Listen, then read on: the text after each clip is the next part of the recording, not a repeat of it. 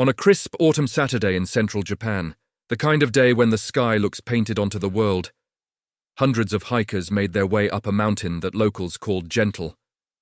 Families, couples, seasoned climbers, and solitary walkers all moved along the ridgeline trails of Mount Ontake, pausing to take photos of the sea of clouds below and the shrine gates that dotted the slopes. It was September 27th, 2014, and the weather forecast had promised nothing more dramatic than blue skies and a light breeze. Near the summit, a group of friends stopped at a small mountain hut to catch their breath. They shook dust from their boots, traded snacks, and laughed at how crowded the trail had been. One of them pulled out a phone, trying to capture the moment. The white summit shrine against the sky, steam faintly rising from vents that most hikers barely noticed. In the background, an older man in traditional pilgrim robes rang a bell and bowed his head toward the crater the way generations had done before him. Mount Ontake was famous, but not for its danger. Rising above the border between Nagano and Gifu prefectures, about 200 kilometers west of Tokyo, the 3,067-meter volcano had long been a place of pilgrimage and weekend hikes rather than fear. For decades, it had been marketed as a friendly peak, suitable even for beginners, with well-marked trails, mountain lodges, and a spiritual aura that drew worshippers as much as tourists. It was Japan's second highest volcano, but to most people on its slopes that day, it felt more like a scenic staircase to the sky than a threat. That sense of safety didn't come out of nowhere. Although Ontake had erupted explosively in 1979 and produced smaller non-explosive eruptions in 1991 and 2007, it had been quiet for years. There had been no major fatalities from those previous events, and modern Japan had grown used to living alongside active volcanoes with the confidence that scientists and government agencies were watching. The Japanese Meteorological Agency monitored Ontake with seismometers and gas sensors. If something was wrong, many assumed there would be warnings, alerts, maybe even closures before anything truly dangerous happened. Instead, that morning felt almost aggressively normal. Hikers lined up to get space inside the summit shelter. Others ate their lunches on the open rocks, boots off, socks steaming in the cool air. Children played with ash on the ground, tossing it like sand. If anyone noticed the faint smell of sulfur or the barely perceptible tremors that instruments would later record, they wrote it off as part of the mountain's normal breathing. Shortly before noon, the group of friends near the hut took one last set of photos. In the images, people are smiling, squinting into the light, their faces relaxed, their backpacks neatly stacked by the wall. In the corner of one frame, a small puff of white rises from the crater, so subtle that no one comments on it. A second later, they begin to hear a low, distant rumble, like a train approaching through a tunnel that nobody can see. At 11:52 a.m., without any clear warning that ordinary hikers could have recognized, the sleeping giant woke up. What happened on Mount Ontake over the next few minutes would become the deadliest volcanic disaster in Japan in almost a century. Dozens of people would lose their lives on what was supposed to be a casual day hike. Hundreds more would be trapped, burned, injured, or traumatized, some filming their own struggle to survive as the sky turned black and the air turned deadly. And in the years that followed, scientists and families would keep asking the same haunting questions. How can something that looks so calm erupt with such fury, and was there any way to see it coming? Viewer discretion is advised. This is the story of the mountain that awoke with fury. To understand why so many people were on Ontake that day, you have to understand what the mountain represented. For pilgrims of Ontake-kyo, it was sacred ground, a place where the physical climb mirrored a spiritual journey.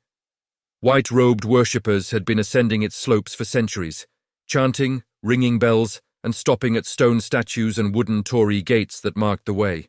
For city dwellers from Nagoya or Tokyo, it was something else. A rare mix of accessibility and wildness, a mountain you could climb in a day and still be home by evening. That weekend, the numbers reflected that appeal.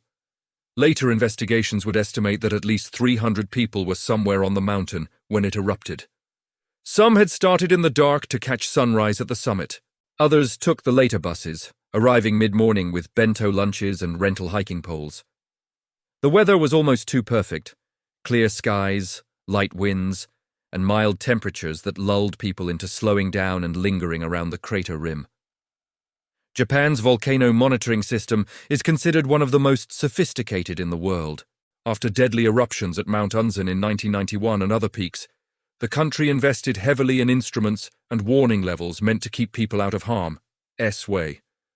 Ontake was no exception. Seismic stations recorded tremors beneath the mountain, GPS sensors tracked tiny changes in its shape, and gas measurements tried to catch any unusual emissions. On paper, it was being watched.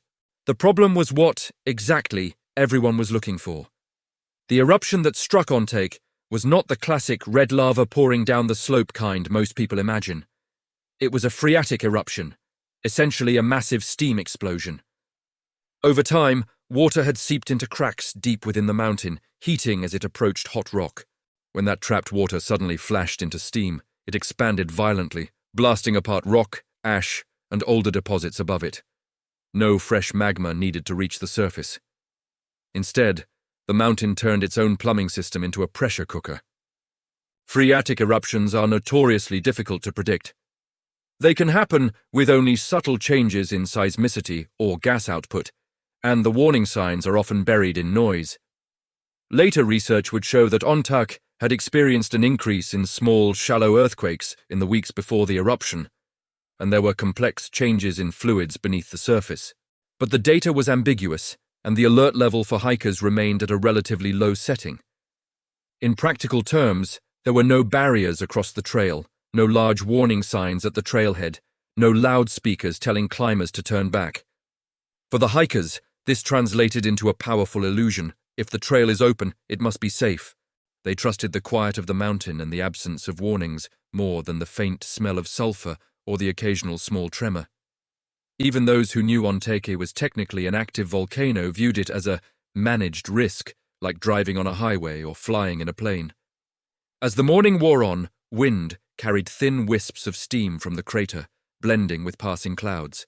Some hikers took photos of the vents, treating them like a scenic backdrop. Inside the summit hut, people scrolled through their phones, checked maps, or simply closed their eyes for a quick rest.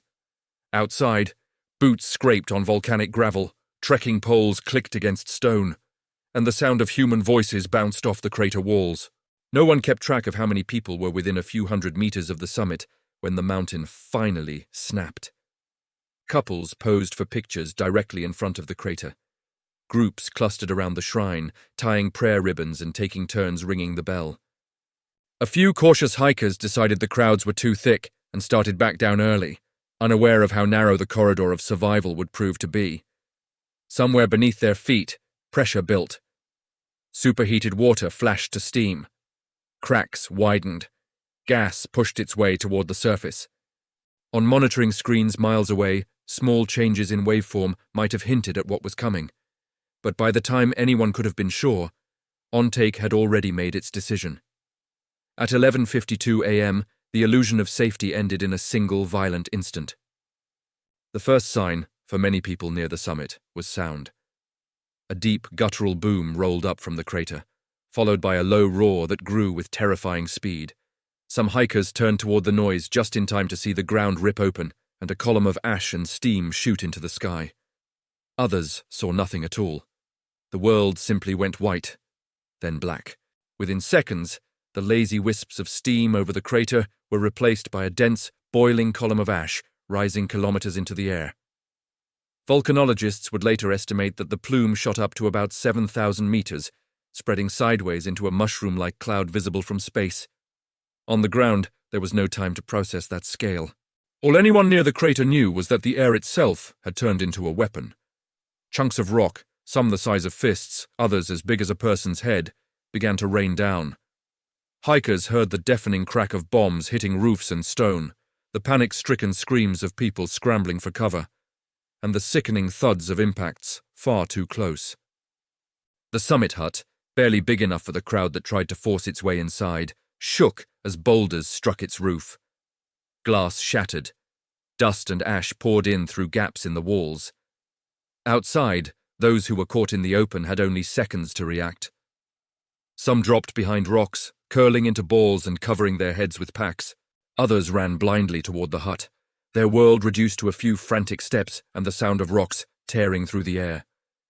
Video later recovered from phones shows the scene in brutal immediacy. A bright, ordinary day, suddenly consumed by a roiling grey cloud, people shouting prayers, coughing, crying as darkness closes around them. The eruption unleashed not only falling rocks, but fast-moving currents of hot ash and gas that surged down the slopes, phreatic pyroclastic surges that moved faster than anyone could run. While they were not as hot as those in some magmatic eruptions, they were still more than hot enough to burn exposed skin and damage lungs. Fine ash blasted into people's faces, filling their mouths and throats, turning every breath into a struggle. Visibility dropped to almost zero. It became impossible to tell up from down, let alone where the trail or the crater rim actually were. Inside the summit hut and other shelters, people huddled together, lungs burning, ears ringing with the constant thud of rocks on the roof. Ash filtered in and settled on hair, clothes, and skin. Some tried to breathe through towels or jackets, others simply pressed their faces to the floor, hoping the air there would be clearer. The heat was overwhelming, but the bigger threat was suffocation. Inhaling superheated ash can sear airways and fill lungs with particles that turn air into concrete. For those caught just below the crest, the danger played out in different ways. On narrow ridgelines, ash and rock turned the trail into a slippery chute. People who tried to run downhill lost their footing, sliding and tumbling in clouds of dust. Small groups became separated in seconds. Friends who had been talking moments before lost sight of one another, shouting names into a wind that carried the sound away. Lower on the slopes, hikers felt the shock of the eruption in delayed waves. They saw the ash cloud mushroom above them, heard the low, continuous rumble, and watched as day dimmed into an eerie twilight. Some instinctively turned back toward the trailhead, quickening their pace as ash began to fall like grey snow. Others hesitated, torn between helping those still above and saving themselves before conditions got worse. What made Ontaiki's eruption so brutally effective was its timing. It struck just before noon on a clear weekend, when the maximum number of people were near the summit, exposed on open ground with nowhere to hide. Had it happened at night or in bad weather, the mountain might have been nearly empty. Instead, hundreds of hikers were suddenly trapped on a volcano that had given them almost no clear warning. As the first phase of the eruption faded, the mountain did not simply return to silence. Intermittent explosions continued, ash kept falling, and dangerous gases lingered around the crater. Those who had survived the initial onslaught faced a new set of choices. Stay put in fragile shelters and wait, or try to move through a landscape that had turned alien and lethal in minutes. On Mount Ontaik, survival would depend on decisions made in the middle of chaos, with almost no information and no guarantee that the worst was over. When Ontaiki erupted, the outside world learned about it almost instantly. Hikers who were lower on the mountain called relatives posted shaky videos online and sent messages describing a black cloud and rocks falling from the sky. Within minutes, news alerts flashed across Japanese television screens. A volcano in central Honshu had erupted, and hundreds of people were believed to be on its slopes. For authorities on the ground, the picture was far less clear. The ash column rising above the mountain was visible for miles. Reports trickled in about injuries, missing people, and shelters buried in ash. The Japan Self-Defense Forces police and fire departments scrambled helicopters and ground teams. But any rescue operation had to answer the same questions as the hikers. How close could they safely get? And how long would the volcano stay quiet? On the summit and upper trails, the situation was deteriorating by the minute. Ash fell so thick that in some places it piled up in drifts, burying signs, covering stairways, and filling in hollows where people had tried to shelter. Survivors later described digging with bare hands to free themselves or others, only to watch the ash collapse back in. Bodies were quickly partially or completely buried, visible only as faint shapes under the grey surface. Inside the summit hut, the air was stifling. People tried to organize themselves, sharing water, checking injuries, and using whatever cloth they had as improvised masks. Some had broken bones from falling rocks or falls on the slopes. Others were already slipping into unconsciousness from inhaling too much ash. Those who could still move debated whether to risk leaving, Staying meant trusting that the roof would hold and that rescuers would eventually reach them. Leaving meant stepping into a world that still sounded as if it were under artillery fire. Lower down, visibility was slightly better but still treacherous. Trails were coated in ash that hid rocks and holes. Every step sent up a puff of powder that made breathing even harder. People descended in loose, panicked chains, holding onto each other's packs to avoid getting lost in the swirling grey. Some hikers carried those who could no longer walk. Others had to make impossible choices, leaving severely injured friends behind to try to bring help. By late afternoon, helicopters began weaving through the ash plume, their rotors chopping through air filled with particles that could damage engines. Air crews winched survivors from the roof of the summit hut and other exposed spots, working against fading light and the constant risk of another explosion. On the ground, rescue teams climbed through ankle-deep ash, following partially buried markers and GPS coordinates to reach clusters of people who had managed to move below the worst impact zone. The full scale of the tragedy only became clear as teams started to count the fallen. Japanese emergency services used the phrase, "in cardiac arrest," for people who show no vital signs but have not yet been formally declared dead by a doctor. On Ontake, that phrase appeared again and again in early reports. Dozens of people found near the summit in cardiac arrest, lying on trails, in front of shrines, and around the hut. Over the next days, the numbers climbed. Bodies were recovered in ones and twos, then in larger groups, many lying exactly where the rocks had hit them or where they had collapsed while trying to escape. By the time operations were repeatedly suspended due to renewed volcanic activity, toxic gases, and eventually an approaching typhoon, more than 50 people had been confirmed dead, and several others remained missing. The final toll would settle around 63 people killed or unaccounted for. The worst volcanic disaster in Japan in the post-war era. Rescuers themselves faced serious risks. Hydrogen sulfide and other gases seeped from the crater area, forcing teams to don gas masks and protective gear. Fresh bursts of ash occasionally reduced visibility to almost nothing, threatening to strand rescue workers on the mountain as well. Helicopters had to contend not only with ash, but with volatile air currents over the heated slopes. On more than one occasion, operations were halted midday as conditions suddenly became too dangerous. Meanwhile, families waited in makeshift shelters and gymnasiums in the towns below. Some had received calls or texts from loved ones hours earlier and clung to that hope. Others had heard nothing at all. Boards filled with handwritten lists of survivors, and the missing grew longer by the hour. Volunteers served food and handed out blankets, creating pockets of warmth in rooms that buzzed with whispered rumors and the constant drone of news coverage. In the days that followed, Ontake continued to belch steam and ash, though at lower intensity. Rescue teams returned again and again when conditions allowed, searching ash-covered slopes and collapsed shelters for any sign of movement.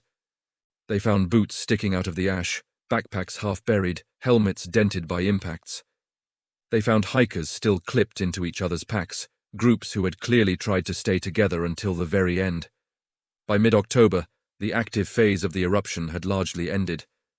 But the work of recovering the dead was still incomplete. Some bodies remained unrecovered, buried too deeply or in places too dangerous to reach. For those families, the mountain became not just the site of a disaster, but a grave they could never fully see. The physical eruption had lasted minutes. Its human consequences would stretch on for years. In the months and years after the Ontake eruption, grief slowly gave way to questions. How could a mountain that was being monitored so closely still erupt without a clear, actionable warning? Could more have been done to protect the people on its slopes that day? And what, if anything, could prevent a similar tragedy from happening again? Scientists pored over every scrap of data available. Seismograms from the weeks before the eruption showed clusters of small, shallow earthquakes beneath the summit, a sign that something was changing deep within the mountain. Studies of gas and groundwater hinted at subtle shifts in fluids and heat. Some researchers detected anomalies in helium and other indicators that, in hindsight, seemed to precede the eruption. Yet none of these signals had been unmistakable at the time. They were the kind of ambiguous tremors and fluctuations that happen on many active volcanoes without leading to disaster. The nature of the eruption made interpretation even harder. Because it was phreatic, driven by steam rather than fresh magma, there were no obvious precursors like rising lava or sudden surges in volcanic gas that would have demanded immediate action. When water in cracks and pores suddenly flashed to steam, the system went from restless to erupting in an instant. By the time the magnitude of the event was clear, rocks and ash were already falling on the summit. For the families of the dead, scientific explanations were important, but they were not enough.